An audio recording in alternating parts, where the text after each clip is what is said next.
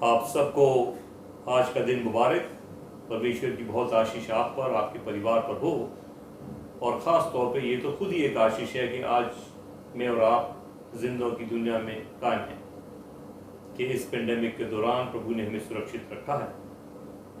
और उसका पवित्र वचन यूहन्ना की इंजील के जो 15वें अध्याय के 7वें पद में प्रभु यीशु एक ऐसी बात कहते हैं जो शायद लोगों के लिए खुशखबरी है और लोग इसको शायद पूरी तरीके से समझने में असमर्थ रहें। और यहाँ प्रभु यीशु कहते हैं, यदि मेरा वचन तुम में बना रहे और तुम मुझ में बने रहो तो जो मांगो वो तुम्हें मिल जाएगा। कुछ लोगों ने तो समझ लिया है कि मसीह बन जाना, जादूगर बन जाना, कि मैं आप जादू दिखाऊंगा आपको कि मैं ये प्रभु यीशु के नाम में ऑर्डर करके मंगा दूंगा। और ये जो हमारा ज़ोमैटो ऑर्डरिंग वाले जो एटीट्यूड है, स्वभाव है, ये परमेश्वर के द्वारा कई दफ़ा तो लोगों को चीज़ें मिल रही हैं।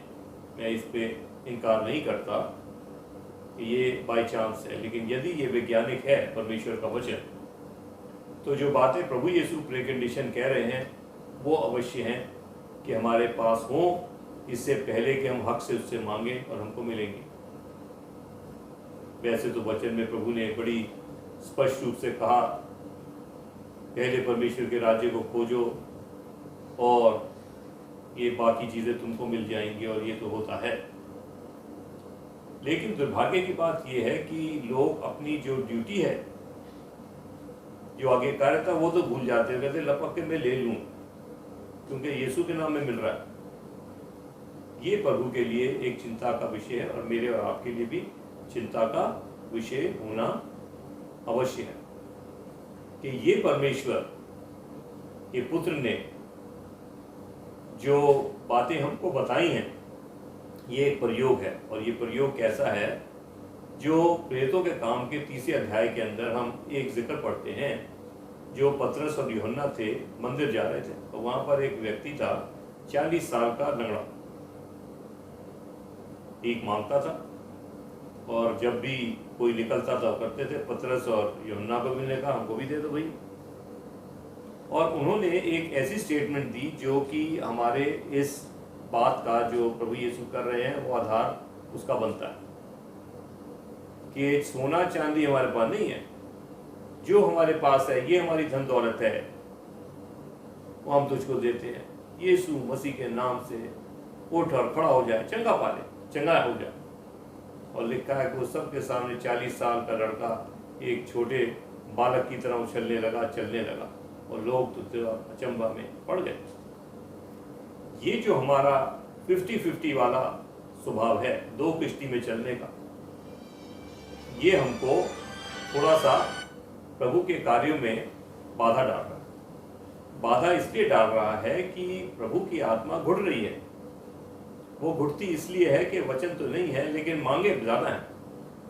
आज मेरी प्रार्थना ये है परमेश्वर से कि हमारे बीच एक ऐसी आत्मा आ जाए कि हम पहले उसके राज्य को खोजें, कि वो उसका वचन हमारे अंदर बना रहे, कि ये जो बातें जो शायद आप में से बहुत से लोग आज सुन रहे हैं, सबके साथ हो चुकी हैं, कि यदि हम परमेश्वर बने, हमारी कभी भी कमी घटी नहीं हुई। हमें तो कुदरती हमारे मुंह खोलने से पहले हमको प्रभु ने दी।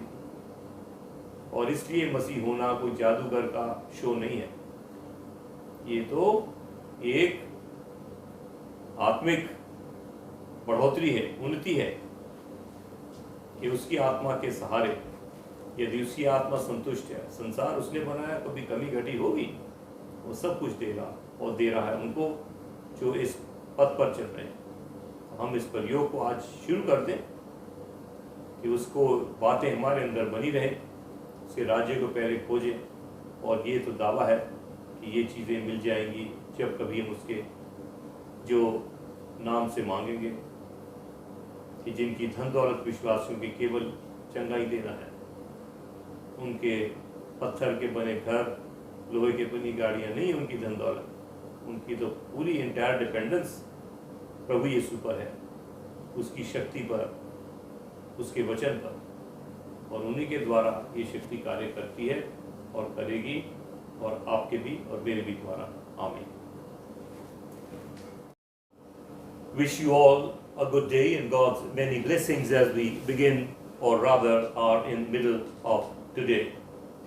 A great gift of God, an opportunity, and it has a lot of scope for us to really experience the power of the Creator and apply it in our lives, progress, and achieve what we really desire and struggle for. Now, today, I just want to draw your attention to the Gospel of St. John, chapter 15, and verse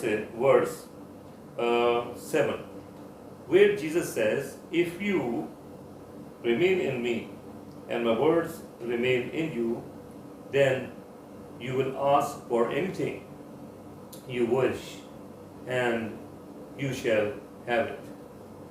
Now, this is a verse that has misled many. Now, most of them think that being a Christian is to become a magician, and they forget the other part, the remaining, the words that are to remain in those who are entitled to ask whatever they wish and to have it.